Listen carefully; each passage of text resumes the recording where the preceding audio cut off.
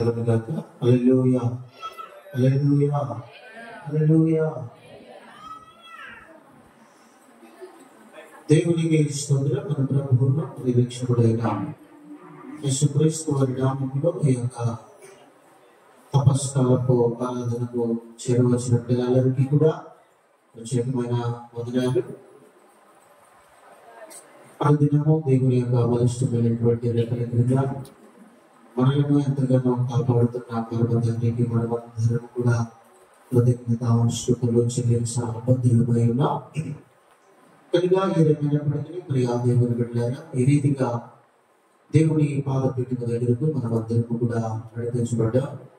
వచ్చిన మీ అందరితో కూడా ప్రభుల వారు అమూల్యమైనటువంటి మాటలు ఈ రాత్రి కాలపు సమయంలో దేవుడు మనందరితో కూడా మాట్లాడడానికి సులభంగా ఉన్నట్టు ఎవరు కూడా మాట్లాడదు. వాక్య ధ్యానంలోనికి మనం వెళుతున్నాం. ఒక శాస్త్రమైనటువంటి అంశాన్ని దేవుడు ఈ యొక్క రాత్రి కాలపు సమయంలో ప్రభువు బయటపరుస్తున్నాడు. కనుక ఎవరు కూడా నిర్లక్ష్యంగా ఉండకుండా దేవుని యొక్క వాక్యం అయితే మన మనసులను కేంద్రీకరించుదాం. దినాలకు శ్రేష్టమైనటువంటి అంశము ఏమిటి అంటే దేవుని చిత్తము. ఏంటంట? దేవుని చిత్తము. ఈ యొక్క అంశాన్ని మనము ధ్యానం చేసుకున్నాం. మూల వాక్యాన్ని చదువుకున్నాం. మత్తయి సువార్త 7వ అధ్యాయము 21వ వచనాన్ని చదువుకున్నాం. ప్రభువా ప్రభువా అని నన్ను పిలుచు ప్రతి వాడును పరలోక రాజ్యములో ప్రవేశింపడు కానీ పరలోకమందున్న నా తండ్రి చిత్త ప్రకారము చేయవాడే ప్రవేశించును. దేవునికి స్తోత్రం చెబుతాం. ప్రభు బిడ్డలారా, ఒక శ్రేష్టమైనటువంటి మాటను ప్రభు తెలియజేస్తున్నాడు. దేవుని చిత్తము. మనము మానవ జీవితంలో అందరి చిత్తము తెలుసుకుంటాం. అందరి మనసులో ఏమిటో తెలుసుకుంటాం. వారికి అనుకూలంగా లేకపోతే వారికి తగినట్లుగా మనము బ్రతుకుతూ ఉంటాము. కానీ అసలు దేవుని చిత్తం ఏంటి? ఒక క్రైస్తవ బిడ్డలు అసలు దేవుడు నన్ను ఎందుకు సృష్టించాడు, నా వల్ల ఏంటి ఉపయోగం అనేటువంటిది ఎవరు కూడా ఆలోచన అనేటువంటిది చేసుకోలేకపోతున్నాం ప్రియ దేవుని బిడ్డలారా. కానీ ఈ తపస్సు కాలంలో దేవుడు ఒక శ్రేష్టమైనటువంటి మాటను ఈ రాత్రి బయలుపరుస్తున్నాడు. ప్రియ దేవుని బిడ్డలారా, దేవుని చిత్తం ఏమిటి అంటే ప్రభువా ప్రభువా అని నన్ను పిలుచు ప్రతి వాడును పరలోక రాజ్యములో ప్రవేశింపడు కానీ పరలోకమందున నా తండ్రి చిత్త ప్రకారము చేయవాడే ప్రవేశించడు. ఏంటంట?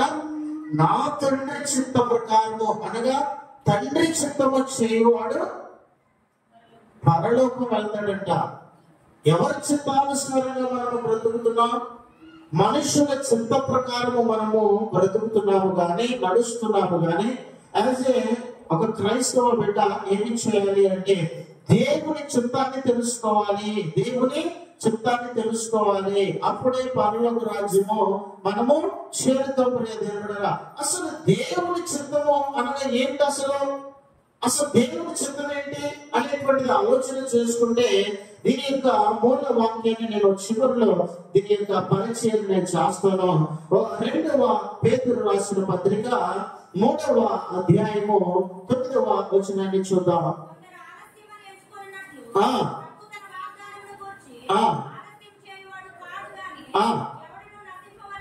ఎవడును నశింపవలనని అందరూ మారు మనస్సు పొందవలనని కోరుచు నీ ఎడల దీర్ఘశాంతము గలవాడై ఉన్నాడు. ప్రియ దేవుని బిడ్డలారా, ఆయన చిత్తము ఏమిటి అంటే రక్షణ పొందడమే దేవుని చిత్తం. ఏమిటంట? రక్షణ పొందడమే దేవుని చిత్తం. ప్రియ దేవుని బిడ్డలారా, అందరూ ఇక్కడ తారతమ్యం లేదు, కులమత భేదం లేదు. కానీ దేవుడు చెప్తున్నటువంటి మాట ఏమిటి అంటే ప్రభు బిడ్డలారా, ఇక్కడ అందరూ కూడా రక్షణ పొందవలసిందే. అందరూ కూడా దేవుని చిత్త ప్రకారము నడవాల్సిందే. చాలా మంది ఎవరి బిడ్డలు కదిలిస్తే అంటారు, నా ఇష్టం అయ్యారు, నా ఇష్టం వచ్చినట్టు నేను బ్రతుకుతాను. కాదు కాదు, నీ జీవితం నీ ఇష్టం కాదు. నువ్వు ఎవరి ద్వారా ఈ భూలోకానికి వచ్చావు అంటే దేవుని ద్వారానే. దేవుని ద్వారానే. చాలా మంది చెప్తూ ఉంటారు, నా ఇష్టం అయ్యారు నేను తిరుగుతాను, నా ఇష్టం అయ్యారు నేను చేస్తాను. నువ్వే నష్టపోతావు. కానీ నువ్వు నష్టపోవడం ఆయన చిత్తము కాదు. నువ్వు నష్టపోవడం, నువ్వు శపించబడటం ఆయన చిత్తము కాదు. ప్రియదేవుడా, ఆయన చిత్తమేమిటి? ఇదిగో నువ్వు రక్షించబడటము, నువ్వు రక్షించబడటము, నువ్వు మారు మనసు పొందడము ఆయన చిత్తము. ప్రియదేవుడా, అందరూ మారు మనసు పొందాలని ఆయన కోరుతున్నాడు. ప్రియదేవుడా, ఆయన చిత్తాన్ని మనం తెలుసుకోవాలి. ప్రభువా, నా కుటుంబం పట్ల నీ చిత్తమేంటి, నీ ప్రణాళిక ఏంటయ్యా అని దేవుణ్ణి మనము అడిగేవారుగా ఉండాలి. ప్రియదేవుడా, ఈ రాత్రి ఈ తపస్కాలంలో ఈ దిద్దుబాటు దినాల్లో దేవుడు నీకు నాకు అందిస్తున్నటువంటి శ్రేష్టమైనటువంటి మాట, మన కుటుంబాలన్నీ కూడా రక్షణ అనుభవంలోని నడిపించబడాలి. దేవునికి స్తోత్రం చెబుదాం. మనము నీ కుటుంబం ఎందుకు రక్షించబడకూడదు?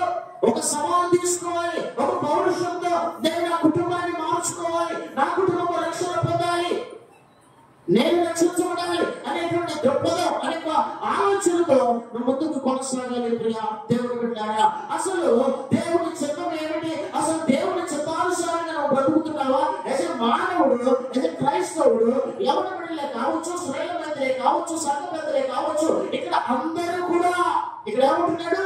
అందరూ మారు మనసు పొందవాలని కోరుచు మీ ఎడల దీర్ఘశాంతము గలవాడిని నాను. ఇక్కడ ఒక్కళ్ళే మెన్షన్ చేయట్లేదు, ఇక్కడ ఒక కుటుంబాన్ని దేవుడు చూపించట్లేదు. అందరికీ తగినటువంటి మాట ఇది, అందరికీ తగినటువంటి మాట. ప్రియా దేవుడు బిడ్డలారా, ఎందుకు రక్షణను నిర్లక్ష్యం చేస్తున్నా?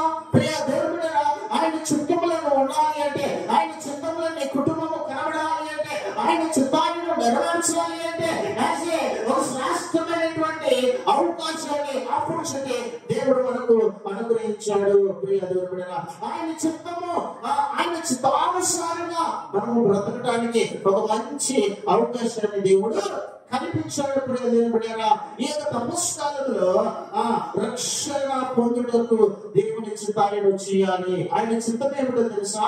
నువ్వు రక్షించబడాలి. ఆయన చిత్తం ఏమిటో తెలుసా? నీ కుటుంబం రక్షించబడాలి. ఆయన చిత్తం ఏమిటో తెలుసా? నీ యజమానుడు రక్షించబడాలి, నీ బిడ్డలు రక్షించబడాలి. అది ఆయన చిత్తము. ప్రియ దేవుడు బిడ్డలారా, అసలు మానవులుగా మనము అందరి ఉద్దేశాలు తెలుసుకుంటాం, కానీ పరమ తండ్రి ఉద్దేశము తెలుసుకోలేకపోతున్నాం. ప్రియ దేవుడు బిడ్డలారా, ఆయన తాపత్రయ, ఆయన ఆశ ఏమిటి అంటే మనము కూడా రక్షించబడాలి, మనము కూడా దేవుడిలో మమేకమై జీవించాలి, మనము కూడా దేవుడితో అంటుకట్టబడాలి, మనము కూడా దేవుడితో సహవాసం చేయాలి అనేటువంటిది దేవుని యొక్క ఉద్దేశం. ఆయన చిత్తాన్ని ఎవరైతే చేస్తారో ఆయనతో సహవాసం చేస్తారంట. ప్రియ దేవుడు బిడ్డలారా, ఈ తపస్కాలంలో ఒక నిర్ణయం తీసుకోవాలి, ఒక నిబంధన దేవుడి దగ్గర తీసుకోవాలి. ప్రభువా, ఇదిగో నీ రక్షణ తీసుకోవడానికి నా కుటుంబం ఉన్నాయా, నా కుటుంబాన్ని నీ చేతులకి సమర్పిస్తున్నాను. ఏ తల్లైనా చెప్పగలుగుతుందా? ప్రియ దేవుడు బిడ్డలారా, ఈ రాత్రి దేవుడు నీకు చెప్తున్నటువంటి మాట, రక్షణను నిర్లక్ష్యం చేసుకోకూడదు, రక్షణలో మనము నిర్లక్ష్యం చేసుకోకూడదు. ప్రియ దేవుడు బిడ్డలారా, ఆయన చింతన ఏమిటంటే నీ మీద ఏదో పెద్ద బండరాయి పెట్టి ఎక్కడి నుంచి అక్కడికి పోయాలట్లేదు. ఆయన కోరుకునేది ఏమిటంటే మానవ జీవితంలో మన మీద ఎవరైనా అడిగితే అది చేస్తాం, అది ఇస్తూ ఉంటాం. కానీ దేవుడు అడిగింది ఎందుకు ఇవ్వలేకపోతున్నావు? దేవుడు అడిగినది ఏమిటి అంటే, ప్రియ దేవుడు బిడ్డలారా, నువ్వు రక్షించబడటమే ఆయన అడుగుతున్నాడు. ఆయన ఏమి అడుగుతున్నాడు? రక్షణ అడుగుతున్నాడు. నీ కుటుంబం తరపున నువ్వు ఇవ్వాల్సింది దేవుడికి గిఫ్ట్ ఏమిటో తెలుసా?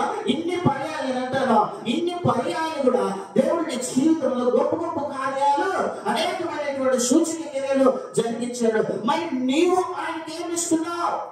నీవు ఆయనకి ఎలా బ్రతుకుతున్నావు అనేటువంటిది ఆలోచన చేసుకో. ఒకసారి క్వశ్చన్ వేసుకో, అరే దేవుడు నన్ను ఎందుగా బ్రతికిస్తున్నాడు, ఎందుగా కాపాడుతున్నాడే, నేను దేవునికి ఏ రీతిగా ఉపయోగపడాలి, నేను దేవునికి ఏ రీతిగా ఉపయోగపడితే ఆయన చిత్తంలో ప్రవేశిస్తాను. నువ్వు ఆయన చిత్తంలో ఉన్నావా? ఈ రాత్రికి జ్ఞాపకం చేసుకో, ఈ రాత్రికి జ్ఞాపకం చేసుకో. నేను ఆయన చిత్తంలో ఉన్నానా? ఆయన చిత్తంలో ఉన్నట్లయితే నీ కుటుంబం రక్షించబడాలి, నీ కుటుంబం రక్షణ వస్త్రాన్ని కట్టుకోవాలి. రక్షణకు తగినట్లుగా నువ్వు బ్రతకాలి. ఆయన చిత్తమే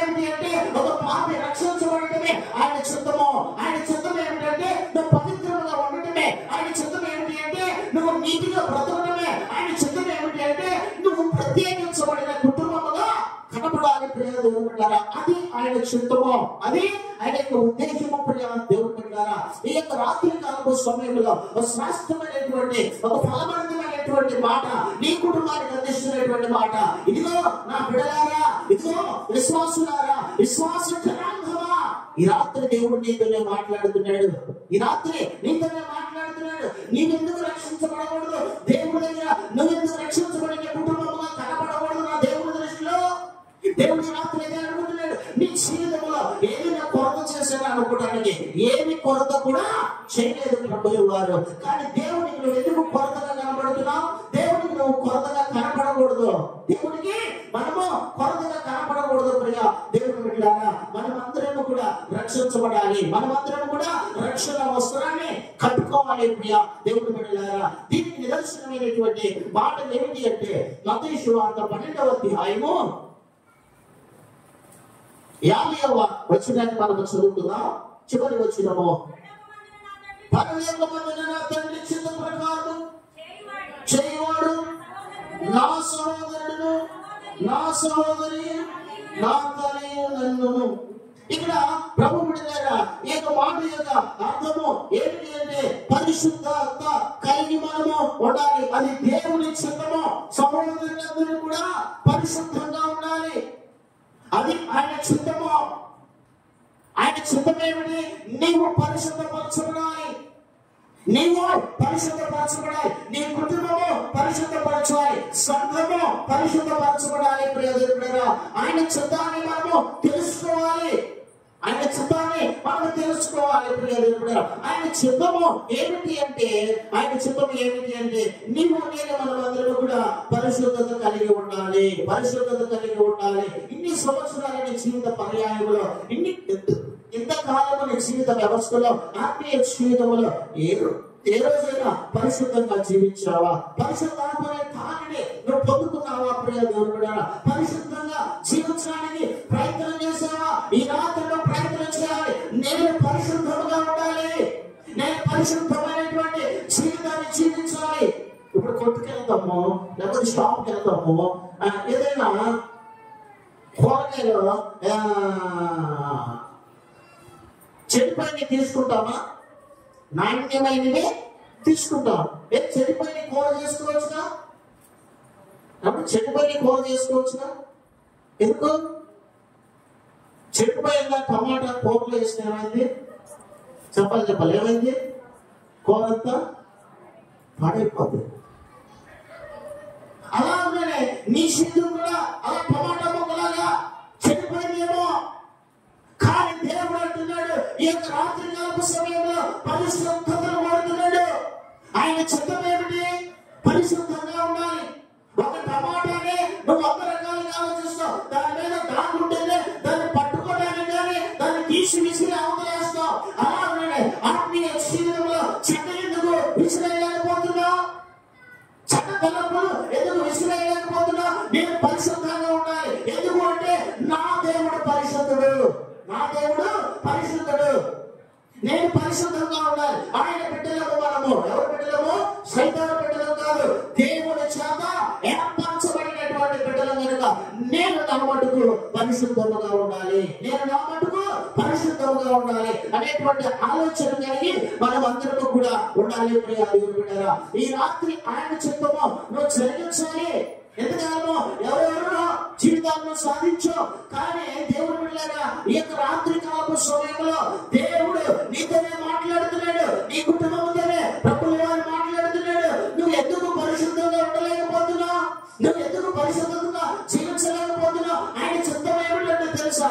నీవు నీ కుటుంబము పరిశుద్ధంగా ఉండటమే ఆయన చిత్తము. ఇన్ని సంవత్సరాలు నీ ఆత్మీయ జీవితంలో చెప్పగలవా? నేను పరిశుద్ధాత్మ తాకిడి అనుభవించానయ్యా, నేను పరిశుద్ధాత్మను పొందుకున్నానయ్యా అని చెప్పగలవా? ఒకరిని చెప్పగలరా? ఏ చిత్తాన్ని జరిగిస్తున్నావు? సైతాన్ని యొక్క చిత్తాన్ని జరిగిస్తున్నావు. వాడిని కుటుంబంలో విజయాన్ని పొందుకుంటున్నాడు. నిన్ను నశింపజేస్తున్నాడు. దేవునికి దూరంగా బ్రతికేలాగా ఆ సైతాన్ని చేస్తున్నాడు. ప్రియ దేవుడా, మనము ఈ యొక్క శ్రమల దినాల్లో ఆ సైతాను గారిని అణిచితొక్కాలి, ఆ సైతాను గారిని అణిచితొక్కాలి. ప్రియ దేవుడా, ఏక రాత్రి కాలపు సమయంలో నీ ఇంటిలో ఏముండాలి అంటే పరిశుద్ధత ఉండాలి. నీ ఇంటిలో ఏముండాలి? పరిశుద్ధత ఉండాలి. నీవు కూడా పరిశుద్ధంగా ఉండాలి, నీ కుటుంబం పరిశుద్ధంగా ఉండాలి అనేటువంటిది దేవుని యొక్క ఉద్దేశం. ప్రభు బిడ్డలారా, ఈ రాత్రి దేవుడు నీతో మాట్లాడుతున్నాడు. నేను ఆయన చిత్తమా. ఎవరైతే క్రైస్తవుడు, ఎవరైతే దేవుడు నిలబడుతున్నారో ఆయన బిడ్డలు పరిశుద్ధంగా ఉంటారు, ఆయన బిడ్డలు పరిశుద్ధంగా ఉంటారు. ఒక సవాలు, ఒక ఆలోచన చేసుకో. ఈ రాత్రి నేను కూడా పరిశుద్ధంగా ఉంటానయ్యా, దేవుడు పరిశుద్ధుడు, నేను కూడా ఆయన బిడ్డలుగా ఉంటున్న మనము కూడా పరిశుద్ధంగా ఉండాలి. పరిశుద్ధంగా ఉంటేనే ఆయన చిత్తాన్ని మనము చేసినట్లు ప్రియదేవుడా. పరిశుద్ధంగా లేకపోతే ఆయన చిత్తము జరిపించబడదు. ప్రియదేవుడా, నీ జీవితంలో ఆశీర్వాదాలు చూడాలి అంటే, నీ జీవితంలో ప్రియదేవుడా, నీ జీవితంలో ఆశీర్వాదాలు దీవెనలు కలగాలి అంటే నీ కుటుంబము పరిశుద్ధమైనటువంటి కుటుంబముగా కట్టబడాలి. ప్రియదేవుడా, నీ కుటుంబంలో పరిశుద్ధమైనటువంటి కుటుంబము, ఆ పరిశుద్ధమైనటువంటి కుటుంబముగా నువ్వు కట్టబడాలి. ఆయన చిత్తమది. ఇది నీ చిత్తం, నా చిత్తం కాదు. పరిశుద్ధ బైబిల్ ఏమి చెప్తుందంటే, ఆయన చిత్తం ఎవరైతే చేస్తారో వాడే పరలోక రాజ్యం వెళ్తాడు, వాడే పరలోక రాజ్యంలో వారసులుగా ఆడబడతారు. ప్రియదేవుడా, ఆ పరలోక రాజ్యాలను పొందుకోవాలి అంటే, ఆ హెవెన్లో దేవుడితో కూర్చోవాలి అంటే, ఆ దేవుడితో దాని ప్రతిఫలాలను అందుకోవాలి అంటే, భూలోకంలో నువ్వు చేయాల్సింది ఏంటి అంటే ప్రియదేవుడా, నీవు నీ మటుకు నీకు పడినటువంటి కాలంలో, నీకు పడినటువంటి సమయంలో నీవు కూడా పరిశుద్ధంగా ఉండటానికి ప్రయత్నం చేయాలి. ఇతరులు కూడా పరిశుద్ధతలోనికి నువ్వు నడిపించాలి. ప్రియదేవుడా, పరిశుద్ధతలోనికి పరిశుద్ధంగా ఉన్నవారు కూడా దిగజారిపోతున్నారు, ఆత్మీయ జీవితంలో దిగజారిపోతున్నారు. ఇంకెప్పుడు ఆయన చిత్తం తెలుసుకుంటాం. ఆయన చిత్త ప్రకారం మనం నడుచుకోవాలి. ఆయన చిత్తానుసారంగా ఎవరైతే బ్రతుకుతారో వారే పరలోక రాజ్యాన్ని పొందుకుంటారు. ఆ పరలోక రాజ్యాల్లో నీకు నువ్వు పొందుకోవాలి అని అనుకుంటే ప్రియదేవుడా, ఈ మాట ఒక సవాలుగా తీసుకో. ఈ మాట ఒక సవాలుగా తీసుకో. నేను కూడా నాకు ఇవ్వబడిన సమయంలో ప్రియదేవుడా, ప్రతి మనిషికి కూడా టైం అనేటువంటిది దేవుడు పెట్టాడు. ప్రతి మనిషికి కూడా టైం అనేటువంటిది దేవుడు పెట్టాడు. ఈ టైంలో ప్రియదేవుడా మనం పని వాడతాం. ఈ టైంలో నేను ఇన్ని వరకులు పోయాలి అనేటువంటి ఆలోచన నీకుంటుంది. ఆలోచన లేకపోతే పని చేస్తావా? నేను ఇంత టైంలో మధ్యాహ్నం కల్లా ఒక 50 కేజీలు లేకపోతే 50 క్వింటాలు కొయ్యాలి అనేటువంటి ఆలోచనతో పనికి దిగుతాం. అలాగే ఆత్మీయ జీవితంలో కట్టబడాలి అంటే ఆయన చిత్తాన్ని తెలుసుకోవాలి. ఆయన చిత్తాన్ని తెలుసుకోవాలి అంటే దేవుని పాదాలు పట్టుకోవాలి. దేవుని పాదాలు పట్టుకోవాలి అంటే నీకు నువ్వు పరిశుద్ధపరచబడాలి. పరిశుద్ధపరచబడకుండా పరిశుద్ధాత్మను పొందుకోలేకుండా నీలోనికి పశ్చాత్తాపం రాకుండా పరిశుద్ధతగా నువ్వు జీవించడం. నీకు ముందుగా దేవుడిని తెలుసుకోవాలి, క్రీస్తుని అంగీకరించాలి. ప్రియ దేవుడి ఇంకా దేవుడిని అంగీకరించట్లేదేమో, ఇంకా దేవునికి ఆయాస్కరమైనటువంటి పనులు ఒకవేళ నీవు నేను చేస్తున్నావేమో. అందుకే పరిశుద్ధాత్మదేవుడు, తత్వదేవుడు, పరిశుద్ధాత్మదేవుడు ఈ యొక్క రాత్రి కాపు సమయంలో నీకు నాకు చెప్తున్నటువంటి మాట ఏమిటి అంటే, నీ కుటుంబం పరిశుద్ధంగా కనపడాలి. దేవునికి స్తోత్రం చేద్దాం. ఆయన చిత్తం ఏమిటంటే, నీ కుటుంబాన్ని చూసినప్పుడు పరిశుద్ధమైనటువంటి కుటుంబము, నీ కుటుంబంలోని రాగానే ఒక కోటి దేవుడు కనబడుతుంట. వీరు ఫలానటువంటి కుటుంబం పరిశుద్ధంగా జీవిస్తున్నటువంటి కుటుంబం. ప్రియ దేవుడా, నేను అంటాను ప్రియ దేవుడా, ప్రతి మనిషికి కూడా దేవుడు టైం పెట్టాడు. ఆ టైంలోపు ఆ పని మనం నిర్వర్తించకపోతే ఆ మేస్త్రి ఏ రీతిగా తెలుతాడో పరిశుద్ధాత్మ దేవుడు కూడా అంతే మనల్ని కోపగించుకుంటాడు. ఆయన కోపము నువ్వు తట్టుకోలేవు. ఆయన కోపాన్ని నీ కుటుంబంలో రాగలక ముందే, ఆయన శాపము నీ కుటుంబంలో వెంటాడక ముందే నీవు పరిశుద్ధపరచబడాలి. ప్రతి మనిషికి నేనంటాను, అందరికీ కూడా దేవుడు టైంని పెట్టాడు. ఈ టైంలో నువ్వు పరిశుద్ధంగా జీవించకపోతే ఎవరు కూడా నేను బాగు చేసేవాళ్ళు కూడా ఎవరు ఒంటరి ప్రయోజనం పెట్టారా? ఎందుకు సమయాన్ని పోగొట్టుకుంటున్నావు? ఎందుకు అర్థమైనటువంటి పనులను చేస్తున్నావు? దేవునికి ఆయాస్కరమైనటువంటి పనులే మనం చేస్తున్నాం. ఎన్ని సంవత్సరాల జీవితంలో చెప్పగలవా? అయ్యా, నేను 15 సంవత్సరాలు అయితే రక్షణ పొంది ఎంతో పరిశుద్ధంగా జీవించావా? పరిశుద్ధాత్మను పొందుతున్నావా? నీ కుటుంబాన్ని పరిశుద్ధతలోనికి నువ్వు నడిపించుకున్నావా? ప్రియ దేవుని బిడ్డలారా, చిత్తం చాలా మంది నాకంటే అనుభవం ఎక్కువే, నాకంటే ఆత్మీయతలు ఎక్కువే, నాకంటే ప్రార్థన పరులు ఎక్కువే, కానీ నీ జీవితం ఏమీ లేదు. పరిశుద్ధంగా నీవు నీ కుటుంబాన్ని కట్టుకోలేకపోయావు, పరిశుద్ధంగా నీ కుటుంబాన్ని మలుచుకోలేకపోయావు, పరిశుద్ధంగా ఉండడానికి కూడా ప్రయత్నం చేయలేకపోయావు. అందుకే ఈ రాత్రి దేవుడు హెచ్చరికతో నీకు చెబుతున్నటువంటి మాట, ఆయన చిత్తమును తెలుసుకోవాలి, ఆయన చిత్తమును తెలుసుకోవాలి. ఇన్ని సంవత్సరాల నీ జీవితంలో ఏ రోజైనా ఆయనకి ఇష్టమైనటువంటి పనులు చేసావా? ఆయనకి ఇష్టమైన పనులు చేసావా? దేవుడు మనం ఏం చేస్తామంటే భర్తకి ఎలా ఉండాలో అలా ఉంటాం, పిల్లలకి ఎలా ఉండాలో అలా ఉంటాం. కానీ అసలు దేవుడు నన్ను సృష్టించాడే, అసలు నేను దేవుడికి ఏ రూపంలో ఉపయోగపడుతున్నాను, ఏ రూపంలో నేను దేవుడికి ఉపయోగపడుతున్నావా? ఒకటి నీ మధ్యలో పెట్టుకోకపోయారు ఈ యొక్క రాత్రి. ఆయనకి ఇష్టం వచ్చినట్లు నేను ఎందుకు బ్రతకలేకపోతున్నాను? ఆయన చిత్త ప్రకారం నేను ఎందుకు చేయలేకపోతున్నాను? ఆయన చిత్తమేమిటి? నీ కుటుంబాన్ని నీకంటూ ఒక సమయం అంటున్నాను. రాత్రి నీకంటూ దేవుడు ఒక కాలాన్ని, ఒక సమయాన్ని, ఒక గడియను పెట్టాడు. ఇంత టైం అనేటువంటి ప్రతి మనిషికి కూడా పెట్టేటప్పుడు దేవుడు ఆ టైంలో నీ కుటుంబాన్ని మార్చుకోగలిగితే, ఆ టైంలో నీ కుటుంబాన్ని పరిశుద్ధంగా నువ్వు జీవించకపోతే తర్వాత ఆయన కోపాగ్ని నీ కుటుంబంలో రగులుతుంది.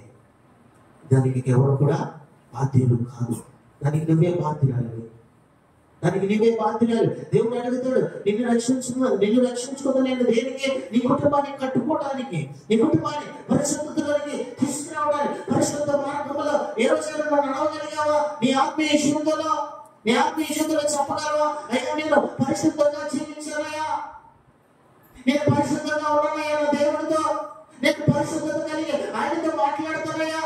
ఒక క్రైస్తవ బిడ్డ, రక్షించబడిన బిడ్డ, హలో ఈ మాట నీకే. ఎన్ని సంవత్సరాలు రక్షించబడి దేవుడితో మాట్లాడే అనుభవం నీలో ఉన్నదా? ఆయనతో మాట్లాడేవా? ఇరుగు పరువులతో మాట్లాడటం రికార్డు కాదు, దేవుడితో మాట్లాడటం రికార్డు. నేను భారంతో మాట్లాడే అది గొప్ప, దేవుడితో మాట్లాడితే గొప్ప. దేవుడితో మాట్లాడేవా? నీ యొక్క ఆత్మీయ జీవితంలో రక్షించబడ్డావు. సమానమైనటువంటి వ్యక్తి కాదు. నీటి బాప్తిస్మం తీసుకున్నా, లోకము దొరుకునే కదా, లోక మాలిన్యాలకు నేను దూరంగా ఉంటానయ్యా, లోక ఆశలకు నేను దూరంగా ఉంటానయ్యా, లోకంలో ఏది కూడా నేను చేయనయ్యా, అబద్ధాలు మాట్లాడనయ్యా, పవిత్రంగా ఉంటానయ్యా. ఆ నీటిలోకి వెళ్ళేటప్పుడు మనము నిర్ణయం తీసుకుంటాం. ఏమి నిర్ణయం తీసుకుంటాం? ఇక నేను ఎప్పుడు కూడా అబద్ధం ఆడకూడదు, అక్కడ మాటలు ఎక్కడ, ఇక్కడ మాటలు అక్కడ, ముసలి మాట్లాడుకోకూడదు. నేను దేవుడితో ఉండాలి, నేను దేవుడితో ఉండాలి అనేటువంటి ఆలోచనతో నువ్వు నీటి బాప్తిసం తీసుకుంటావు. తదుపరి ఆ బాప్తిసానికి తగినట్లుగా నువ్వు బ్రతుకుతున్నావా? నీ రక్షణకు తగినట్లుగా నువ్వు బ్రతుకుతున్నావా? ఎవడో చెప్పనవసరం లేదు, నీ ఆత్మీయ జీవితంలో నువ్వు ఎలా బ్రతుకుతున్నావు అనేటువంటిది రాత్రి ప్రశ్న. ఈ రాత్రి నువ్వు ఎలా బ్రతుకుతున్నావు? రక్షణ పొందిన బిడ్డ చెప్పగల, సవాలుతో చెప్పగలిగిన మాట, నేను నా దేవుడితో మాట్లాడుతున్నానయ్యా, పరిశుద్ధాత్మతో నేను మాట్లాడుతున్నా. అగ్ని మండించే నాలో అగ్ని మండించు, పరిశుద్ధాత్మదేవా నా కుటుంబంలో గొప్ప అద్భుతాలు చేయబడమని మోకాలేసి ఏ రోజైనా ఆకాశంలో పెట్టి ప్రార్థన చేసిన అనుభవం నీలో ఉన్నదా? నువ్వు ఒక ఆత్మీయ తల్లివి, అంటే నీది ఒక భక్తి. ఏంటండి చెప్పగలుగుతామే? నేను అయ్యా నువ్వు పట్టక ముందే రక్షించబడ్డా, ఏం సుఖం, ఏం సుఖం? అని నీలో పరిశుద్ధంగా లేకపోతే, రక్షించబడ్డ నీవు పరిశుద్ధంగా జీవించాలి. రక్షించబడ్డ ప్రతి ఒక్కరు కూడా పరిశుద్ధమైనటువంటి జీవితాన్ని జీవించాలి. ప్రియదేవుడా, పరిశుద్ధమైనటువంటి జీవితాన్ని ఎందుకు నువ్వు జీవించలేకపోతున్నావు? పరిశుద్ధంగా ఉండటానికి కూడా నేటి క్రైస్తవులు ప్రయత్నం చేయలేకపోతున్నారు. పరిశుద్ధంగా ఉండటానికి ఆ తాటు కూడా, అసలు ఆ మదిలో కూడా ఈ మాట రావడానికి కూడా ఆలోచన లేదు. ప్రియదేవుడా, క్రైస్తవం దిగజారిపోతుంది, క్రైస్తవం అణగారిపోతుంది. క్రైస్తవం ఎక్కడికో వెళ్ళిపోతుంది. అది నీ ద్వారా రక్షించబడ్డావు. ఈ రోజైనా చెప్పగలవా? 10 సంవత్సరాల్లో, నీకేవాడ కాలంలో 10 సంవత్సరాల్లో ఈ రోజైనా ఆయన మెల్లని స్వరం విన్నావా? ఆయనతో మాట్లాడిన అనుభవం నీకున్నదా? ఎవరితో మాట్లాడతావు? ఒప్పుకోవాలతో మాట్లాడతావు. ఎవరితో మాట్లాడతావు? రోడ్ల మీద మాట్లాడతావు. వాడు ప్రేరేపణ, అది నీ వ్యక్తిగతం. నేను చెప్పాలనుకున్నటువంటి మాట, నువ్వు దేవుడితో మాట్లాడిన అనుభవం నీలో ఉన్నదా? నీ యొక్క ఆత్మీయ జీవితంలో, రక్షణ పొందిన నీ జీవితంలో దేవుని స్వరాన్ని విన్నావా? దేవుని స్వరాన్ని ఎందుకు వినలేకపోతున్నావు? దేవుడితో ఎందుకు నువ్వు ప్రార్థన చేయలేకపోతున్నావు అంటే నీ కుటుంబంలో ఏమీ లేదంటే పరిశుద్ధత అనేటువంటిది లేదు.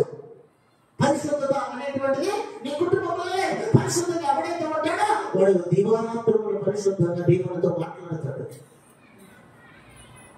మనమందరం కూడా అందరూ రక్షించబడ్డాం. అందరము కూడా రక్షించబడ్డాం. నేను దేవుడితో ఎందుకు మాట్లాడలేకపోతున్నాను? నా దేవుని స్వరాన్ని నేను ఎందుకు వినలేకపోతున్నాను? ఆయన పరిశుద్ధాత్మను నేను ఎందుకు పొందుకోలేకపోతున్నాను? పరిశుద్ధులతో ఎందుకు నేను సహవాసము చేయలేకపోతున్నాను? అలాంటి నిర్ణయాలు ఏమన్నా ఎవరికి? మరి బ్రతుకుతున్నామంటే బ్రతుకుతున్నాం. ఇక మన పని ఏంటో తెలుసా? పనికి పోయామా, తిన్నామా, పడుకున్నామా, తెల్లారిందా? ఏంటంటే తిన్నామా, పనికి పోయామా, పని చేసుకున్నామా, వచ్చామా. ఇక నీ జీవితాన్ని ఎప్పుడు పెట్టుకుంటావు? నీ కుటుంబాన్ని ఎప్పుడు పెట్టుకుంటావు? దేవుడు అడుగుతాడు, తల్లి నీకంటూ నేను ఒక సమయాన్ని పెట్టాను, నీకంటూ పక్కన కూర్చోబెట్టుకొని మాట్లాడతాడు. నీకు నేను ఎంత టైం ఇచ్చాడు? ఎంత టైం ఇచ్చాడు? ఎంత టైం ఇచ్చాడు? రోజు 8 సంవత్సరాలు రక్షణ పొంది అయ్యా 6 నెలల 6 నెలలు. ఈ 6 నెలలు నేను టైం పెట్టా. నువ్వు ఎలా ఉన్నావు? ఈ 6 నెలలు నువ్వు ఎలా బ్రతికావు? ఈ 6 నెలల్లో పరిశుద్ధంగా ఉండడానికి ప్రయత్నం చేసావా? ఇంటూ కొడతాడు. నీతిగా ఉండడానికి ప్రయత్నం చేసావా? ఇంటూ కొడతాడు. ప్రార్థనకి ప్రతి ఆదివారం వెళ్తున్నావా? ఇంటూ కొడతాడు. ఎక్కడ? ప్రతి దాంట్లో ఇంటూలే మనకి ఒక్కడు కూడా కరెక్ట్ లేదు. ప్రతి దాంట్లో కూడా ఇప్పుడు 10 మందిలో ఇప్పుడు నిన్నే తిట్టాను అనుకో. సపోజ్ నిన్నే తిట్టా, ఏమంటావు? 10 మందిలో నేను పట్టుకొని తిట్టా, లేకపోతే 100 రోజులు తిట్టా అనుకుందాం. ఆయన ఏమంటాడు? చెప్పాలి ఏమంటాడు? నన్ను ఎందుకన్నా 10 మందిలో పట్టుకొని అడగాల? రోజు ఇంటికి వస్తున్నావు, ఇంటికి అడగవచ్చుగా అంటారు. అలా అనుకుంటేనే అక్కడ కొన్ని లక్షల మంది ఉంటారు. అక్కడ కొన్ని లక్షల మందికి అక్కడ అందరూ కూడా ఉంటారు. వారి మధ్యలో నీకు ఎంత టైం పెట్టారు కదా? నీ కుటుంబాన్ని ఎందుకు నువ్వు మార్చుకోలేదు? నువ్వు నాతో ఎందుకు మాట్లాడలేదు? నువ్వు నాతో ఎందుకు సహవాసం చేయలేదు? నువ్వు పరిశుద్ధంగా ఉండటానికి అసలు ప్రయత్నమే చేయలేదు.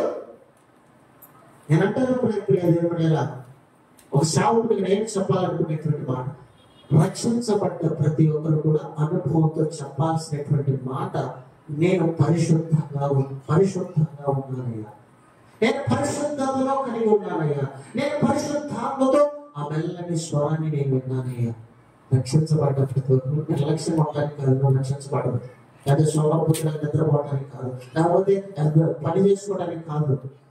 దేవుడి అంటే ఒక టైం పెట్టుకో. నేను కూడా పరిశుద్ధంగా ఉండాలి.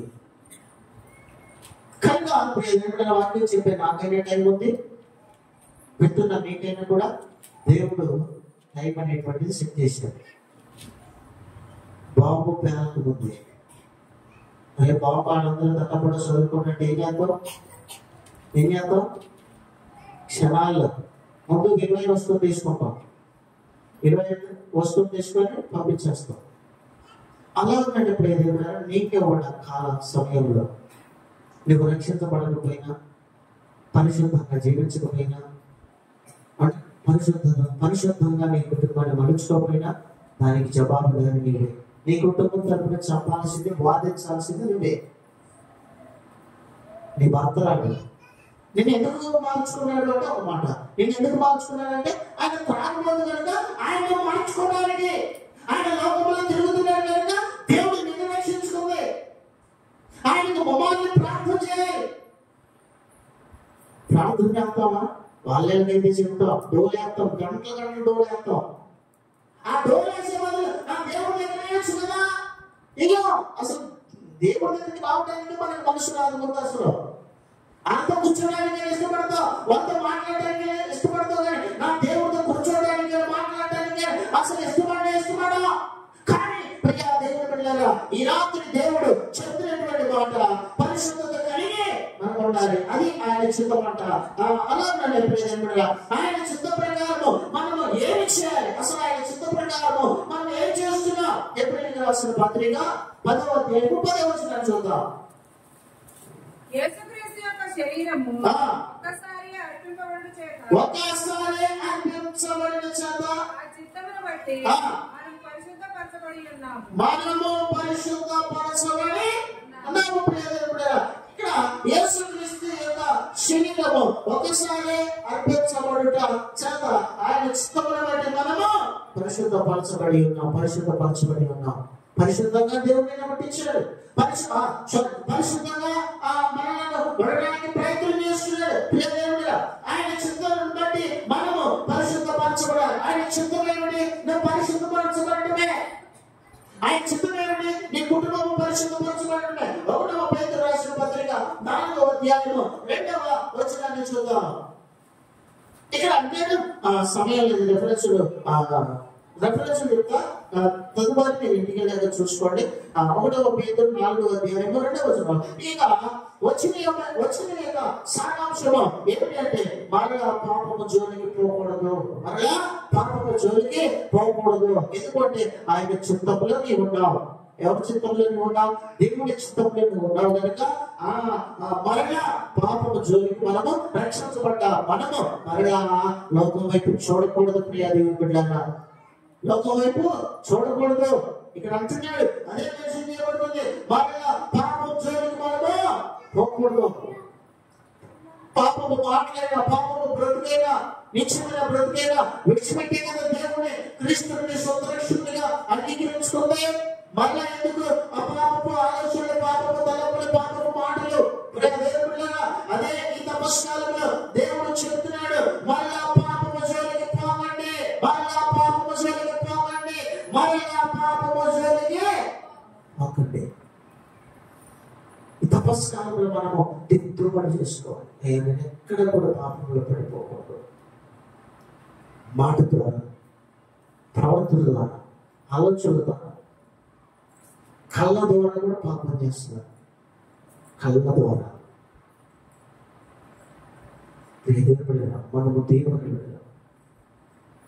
చంకాలు మొత్తం బాడీ అంతా కూడా లెక్క చెప్పాల్సింది దేవునికి.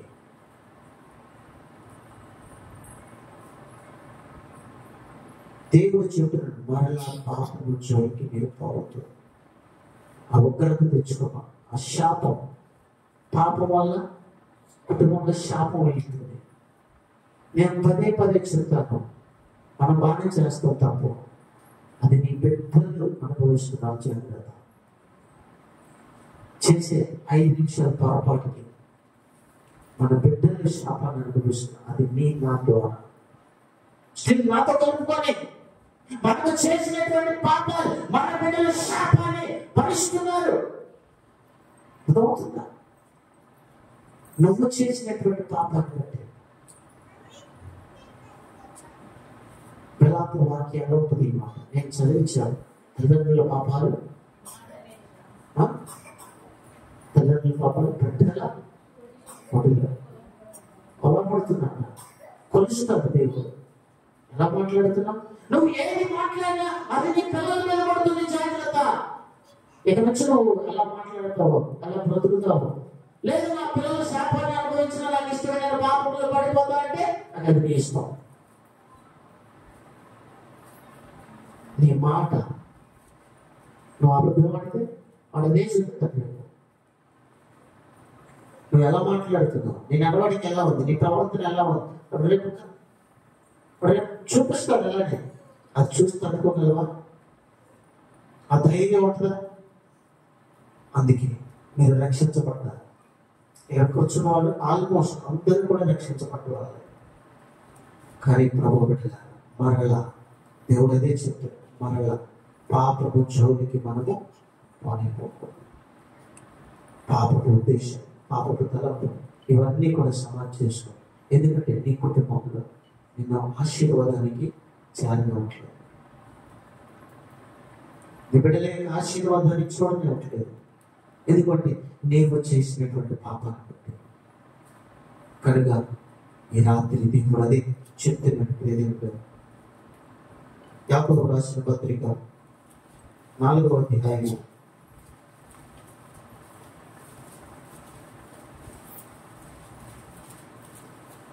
13వ వచనాన్ని 13వ తాను రేపైన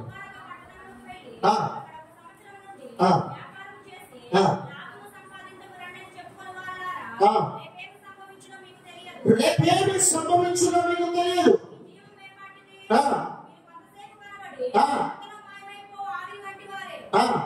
కనుక ప్రభువు చిత్తమైతే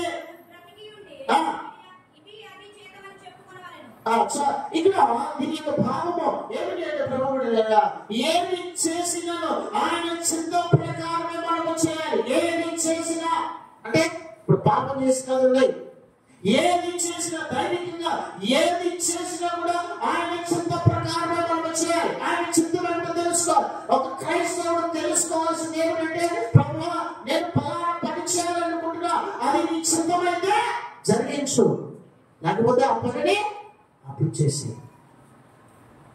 ప్రతి క్రైస్తవుడు కూడా ప్రార్థనా పూర్వకంగా ఉండాలి. అనునిత్యం కూడా ప్రతి నిమిషం ఏమి చేసినా ఆయన చిత్త ప్రకారంగా చేయాలి. ఎందుకంటే ఆయన బిడ్డము ఎవరు, దేవుని బిడ్డలు కనుక. మన బిడ్డలు తప్పు చేస్తే మనం ఊరుకుంటామా? ఒక తల్లి కన్నా పోయి ఊరుకుంటావు అంతసేపు, నీకు ఓపుకుంది అంతసేపు. ఓపిక నశించిపోతే ఏమి తింటావు? నేనైతే ఏమి అనుకున్నాను, నా చెయ్య రాదు.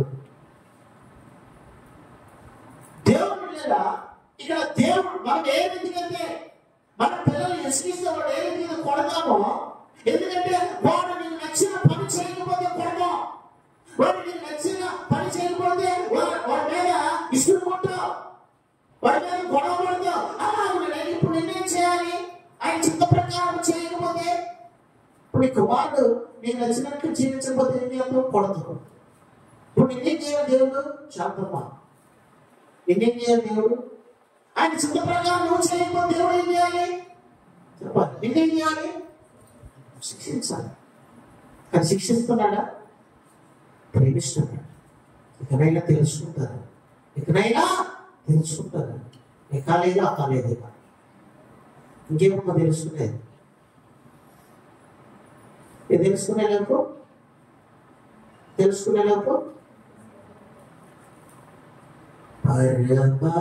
జీవనము అది నువ్వు తెలుసుకునేలోపు ఏంటంట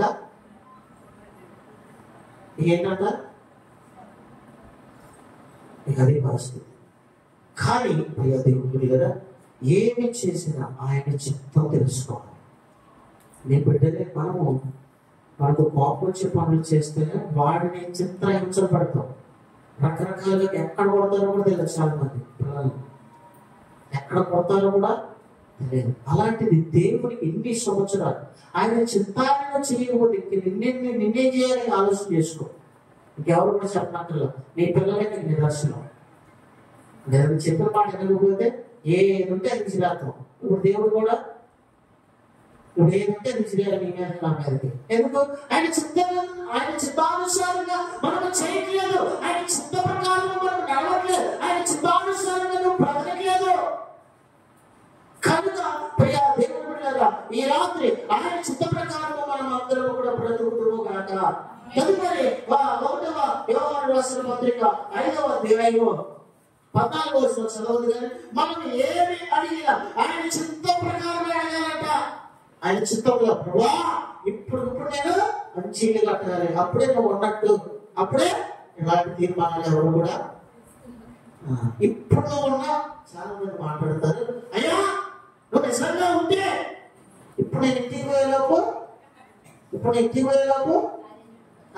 కరెన్సీ, లేకపోతే నువ్వు లేనట్టే. ఇక నువ్వు మందిరానికి నేను రాను. ఒక క్రైస్తవుడు అలా మాట్లాడచ్చు. బైబిల్ ఏం చెప్తుంది?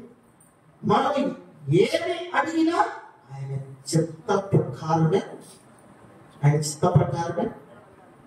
వచ్చేలాగానే ప్రభు నాకు 10 లక్షలు ఇల్లు కట్టి పెట్టాయా, నేను ఇంటికి బాగుండలే, నాకు అంతా కూడా నా బీరువా అంతా కూడా 500 నోటితో కట్టలు అంతా కూడా నేను ఇంటిపోవాలయ్యా, అప్పుడే నువ్వు అన్నట్టే నా జీవితంలో. అప్పులు అంటే దేవుడు లేనట్టే. ఏదో నష్టం జరిగితే దేవుడు లేనట్టే. ఏదన్నా ఏదైనా దేవుడు నేను పడతావు, అది నన్న తప్పే. నువ్వు చేసుకుంటూ మన దేవుడు అంటావు, నువ్వు కరెక్ట్గా దేవుడు సన్నిధిలో ఉండి. ఇప్పుడు ఒక మాట, ఒక భిక్షుడు మన ఇంటికి వచ్చి ఎలా అడుగుతాడు? చాలా పర్యాలు చెప్పాడు. అమ్మా ఎక్కడ అడుగుతాడు? పిల్లలు ఎక్కడ అడుగుతాడు? ఎప్పుడు రాలేదా? ఎట్లా అమ్మా పొద్దుంటే ఏ రోజైనా దేవుని సన్నిధికి వచ్చి చెయ్యి ఎట్ట పట్టుకొని అయ్యా అని అడిగావా? అసలు ఈ మాట అవుతుందా? చెయ్యి పట్టుకొని అయ్యా ఏంటి నా పరిస్థితి అని అడిగారు. నా కుటుంబం ఎందుకు ఇలా తగలబడ్డది? నా కుటుంబం ఎందుకు ఇలా నాశనం అవుతుంది? నా కుటుంబంలో ఎప్పుడు సమస్యలే, నా కుటుంబంలో ఎప్పుడు ఏదైనా ఆందోళనే. దేవుని మధ్యానికి వచ్చి ఏ రోజైనా దేవుని మధ్యలో దీనిన మానవ క్రైస్తవుని ఇక్కడ ఆశీర్వదించబడే స్థలం. మనం అందరం కూడా తెలుసుకోవాలి. ఆ భిక్షగాడు ఇంటి ముందుకు వచ్చి ఏ రీతికైతే వాడు అడిగే దాంట్లో కూడా పశ్చాత్తాపం కనబడింది. గర్వంతో అడుగుతాడా? అతిశయంతో అడుగుతాడా? అలా అడుగుతాడు. ఆయన పలకరింపే నువ్వు కూడా అయ్యా నాకు ఇవ్వయ్యా అంటే కూడా ఎప్పుడు నీ పద్ధతులు, నీ ఆలోచనలు, నీ నడవడిగా మార్చుకొని రక్షించబడి పశ్చాత్తాపంతో పరిశుద్ధత కలిగి నువ్వు ఆయన దగ్గరకు వచ్చి అయ్యా అంటే ఖచ్చితంగా నీకు అడిగిన వారికి ఇచ్చేవాడు, వెతికిన వారికి దొరికేవాడు, తట్టిన వారికి తలుపులు తెరిచే దేవుడవు, తట్టిన వారికి తలుపులు తెరిచే దేవుడవు. దేవదేవా దేవా నీకే స్తోత్రము హల్లెలూయా. సో దేవుడా మనము ఏమి అడిగినను ఆయన చిత్తానుసారంగా అడగాలి. ప్రభా ఉన్న పరంగా నాకు 10 లక్షలు కావాలి, ఇస్తే నువ్వు దేవుడు, లేకపోతే నువ్వు దేవుడు కాదు. ఇలా మాట్లాడకూడదు. మూర్ఖుల్లా మొత్తంగా 2 నిమిషాలు మనము దేవుని చిత్తము జరిగించాలి. ఎందుకంటే 2వ యోహాను రాసిన పత్రిక 5వ అధ్యాయం 14వ వచనంలో మాట్లాడుతుంది, మనము అడిగినవి అన్ని కూడా ఆయన ద్వారా పొందుకుంటాం. ఏంటంటే మనము అడిగినవన్నీ కూడా ఆయన ద్వారా, మరెవరి ద్వారా కాదు, ఆయన ద్వారా. ఆయన అంటే పరిశుద్ధాత్మ దేవుడు, ఆయన ద్వారానే మనము పొందుకుంటాం. ఏది చేయాలన్నా ఆయన ద్వారానే. అది మనం ఏదైనా అడుగుతాం అనుకో, మీ నాన్న అడగొచ్చుగా పోయి ఇప్పుడు ఏదైనా అవసరం అనుకో, ఏమంటావు? పిల్లల్ని అలా అన్నాడు. మనకు కూడా నాన్న పరమ తండ్రి పరిశుద్ధాత్మ దేవుడు, ఆయన మనకు తండ్రి. ఆయన మనం అడగాలి, ఏమని అడగాలి? మనము అడిగినవి ఆయన ద్వారా పొందుకుంటాం. ఆయన ద్వారా పొందుకుంటాం కనుక తండ్రిని మనం అడగాలి. తండ్రి దగ్గర భయపడతారు సడన్గా మాట్లాడాలి. అలా దేవుడి దగ్గర కూడా మనం మాట్లాడాలి. ప్రభు నాకు పలాది కావాలి. ఎప్పుడు ఈ మాట నువ్వు అడగగలవు అంటే ఆయన చిత్తంలో చేసినప్పుడు, ఆయన చిత్త ప్రకారం నువ్వు నడుచుకున్నావు, ఆయన చిత్తానుసారంగా నువ్వు బ్రతుకుతున్నప్పుడు ఈ మాట నువ్వు చెప్పగలవు. అప్పుడు దానికి ఈ మాట నువ్వు చెప్పలేవు. ప్రభు పెట్టాలి కనుక మనమందరం కూడా దేవుడి చిత్తాన్ని తెలుసుకుందాం. అసలు దేవుడి చిత్తం ఏంటి? మనం అనుకుంటాం, నా భక్తు మనసులో ఏముంది, నా భర్త మనసులో ఏముంది, నా పిల్లల మనసులో ఏముంది, ఆయనకి ఇష్టమైనట్లు నేను బ్రతకాలి అని అనుకుంటాం. అలాగనే నా దేవునికి ఇష్టమైనట్లుగా నేను బ్రతకాలి, నా దేవునికి ఇష్టమైనట్లుగా నేను బ్రతకాలి అనేటువంటి ఆలోచనతో మనం అందరం కూడా ముందుకు కొనసాగు. ఆయన చిత్తానుసారంగా మనం అందరం కూడా నడుచుకుందాం. ఆయన ఇచ్చే గొప్ప ధన్యతలు, గొప్ప ఆశీర్వాదాలు మనం పొందుకుందాం. ఇది మాటలు దేవుడు మన వెనుకలో భద్రపరచుగాక. చిన్న ప్రార్థన చేసుకుందాం. చిన్న ప్రార్థన చేసుకుందాం. హల్లెలూయా, హల్లెలూయా, హల్లెలూయా. వాక్యాన్ని బట్టి ఒకరు ప్రార్థన చేస్తారు. ఏమైతే దేవుడి రాత్రి మాట్లాడాడు దాన్ని బట్టి ప్రార్థన చేద్దాం.